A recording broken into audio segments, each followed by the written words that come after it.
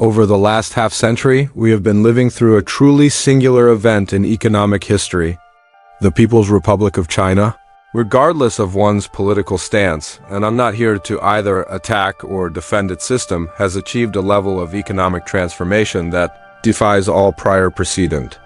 If you simply look at the data, you'll see a story nobody thought was possible.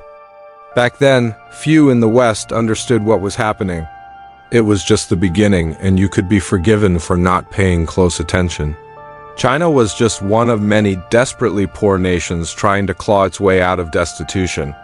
For Americans, perhaps the only image of that life came from Pearl Buck's novel, The Good Earth. Reading that in high school as a suburban kid, it was almost impossible to comprehend that level of grinding poverty.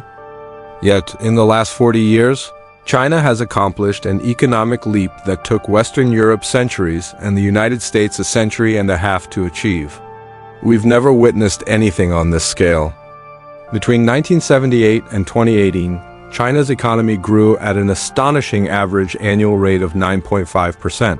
In that time, they lifted 765 million people out of poverty. To put that in perspective, China alone is responsible for nearly 3/4 of the entire global reduction in extreme poverty during that period. What the Chinese did was to create a hybrid model. They borrowed technology and capital from the rest of the world, no doubt, but they combined it with their own unique system in a potent mix. If your metric is pure economic growth and poverty alleviation for a population of 1.4 billion people, and they didn't just catch up, they now compete at the highest echelons of technology. What we get from Silicon Valley, they have their counterparts for. And in some domains, they are already surging ahead. Let me give you a concrete example. About 15 years ago, every major global automaker began a serious push to develop the electric vehicle, the EV, to supplant the internal combustion engine. We have many fine examples of this effort. However, one country's efforts now outclass all others. The electric cars from China are demonstrably better and more affordable than anyone else's. They won that race. So, if a cutting-edge Chinese EV costs $30,000, the American consumer would have to pay the $30,000 that goes to the manufacturer, plus another $30,000 that goes directly to the US Treasury. A $30,000 car becomes a $60,000 car. Unsurprisingly, there are virtually no Chinese EVs on American roads. Meanwhile, in Europe, they are rapidly gaining market share. The most successful, fastest-growing car company in the world is a name most Americans have never even heard: BYD. BYD. In 2024, it became the world's largest manufacturer of new energy vehicles, selling over 4.2 million units and capturing nearly a quarter of the global market. They've achieved this through relentless innovation, like their blade battery technology, and a vertically integrated model that controls everything from raw materials to final assembly. The American response is to freeze them out. From an economist's perspective, this is profoundly self-defeating. Why? Because everywhere else in the world, our competitors will be buying the superior, cheaper $30,000 vehicle to build their own economies. Meanwhile, American companies will be forced to pay $40,000 or $50,000 for a less advanced domestic alternative. When I was studying for my PhD in economics at Yale, this is the kind of policy we would have analyzed as somewhere between counterproductive and foolish. A classmate of mine back then, Janet Yellen, is now the Secretary of the Treasury. I have no doubt that she understands the economics of this. She advocates for the policy because it is the government's position, but the underlying logic is flawed. The United States is struggling in its competition with China. This tariff isn't a sign of strength, it's a desperate move. Instead of devising a strategy to outcompete and out-innovate, we are simply throwing up walls. They tell themselves in Washington that they are isolating China. They are not. They are isolating themselves. The rest of the world sees this and draws its own conclusions. They see an empire in decline, reacting with fear instead of ambition. The developing world, the vast majority of humanity in Asia, Africa, and Latin America has been watching. 40 years ago, they all wanted what China has now achieved. But the Chinese are the ones who actually did it. Did they build on Western technology? Of course they did. But it wasn't some grand heist. It was a deal, plain and simple. 25 years ago, China made an explicit offer to the developed world. We will give you two things. First, an educated, disciplined, and incredibly low-cost labor force. Second, the fastest-growing consumer market on the planet. Any business school teaches you to go where labor is cheap and markets are expanding. Western corporations flooded in because it was an astoundingly profitable proposition.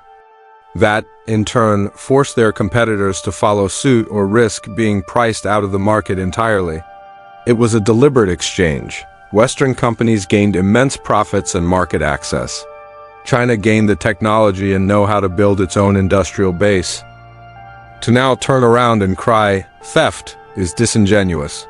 It's like offering to trade your shirt for $5, completing the transaction and then screaming that your shirt was stolen. You may regret the deal, but it was a deal. The Chinese resent this narrative deeply because they hear the subtext, that they are too backward, too incapable of innovating on their own, and so they must have stolen it. This ignores the massive investments they've made. In 2023 alone, BYD spent nearly $40 billion on R&D and employed over 100,000 R&D personnel for a long time. The US was the unrivaled center of global innovation, and Silicon Valley earned its reputation. But that era of singular dominance is over. What China has created is a unique hybrid. You could argue it's a synthesis born from the failures of 20th century models. They saw the stagnation of the Soviet state-run system and the inequalities of the purely private, profit-driven Anglo-American system and tried to forge a third way. They decided to allow private enterprise to flourish in one part of the economy. China now has the second highest number of billionaires in the world. But in the other half, the state directs investment based on long-term social and strategic goals, not immediate private profitability. So, if the private sector isn't moving fast enough on a national priority like artificial intelligence or biotechnology, the state will fund it directly. Profit is a consideration, but it is not the only consideration. It is one objective among many. The American empire is in decline, and the American economy is in trouble, but we refuse to discuss it. Instead, we engage in denial and look for external enemies to blame. It's a classic SAD pattern for a declining power. Mr. Trump is correct that this is a pivotal moment in history, but his narrative that foreigners are to blame is a fantasy. This is not something that was done to us. It is the result of our own choices and our failure to adapt. This brings us to the broader global realignment. The organization called BRICS is, in effect, the internationalization of the Chinese model. Originally Brazil, Russia, India, and China, it has now expanded to include several other nations, and it represents an alternative pole of economic and political power. Its goals are to foster cooperation among its members and reform international institutions to better reflect the interests of emerging economies. As a bloc, the BRICS nations already constitute a larger share of the global economy than the G7. Every developing country in the world that wants to build a new railway or a hospital now has two doors to knock on, Washington and Beijing. And increasingly, they get a better deal in Beijing. The tariffs are a desperate gamble. They are a tax paid by American importers, which is then passed on to American consumers. The notion that China pays for the tariff is as fictional as the idea that Mexico was going to pay for the wall. The Republican Party, which for decades defined itself as the anti-tax party, is now championing one of the most massive taxes imaginable. Why? Because the country is facing profound economic challenges? The risk is enormous. A tariff on imports raises their price. This allows domestic producers to raise their own prices, fueling inflation that hurts working families. In response, other countries will retaliate with their own tariffs, as they surely will, and we will lose export markets, costing American jobs. For 50 years, the United States was the chief architect and evangelist of a globalized free trade system. That was the consensus. Now, because we are no longer winning in that system, we are tearing it down and reverting to a raw economic nationalism. The irony, as the philosopher Hegel would have appreciated, is that in our attempt to contain China, we are containing ourselves. We are becoming the isolated nation. Look at the votes in the United Nations, look at the global reaction to our trade policies. We are unifying the rest of the world against us. This is a painful transition. The 20th century was the American century.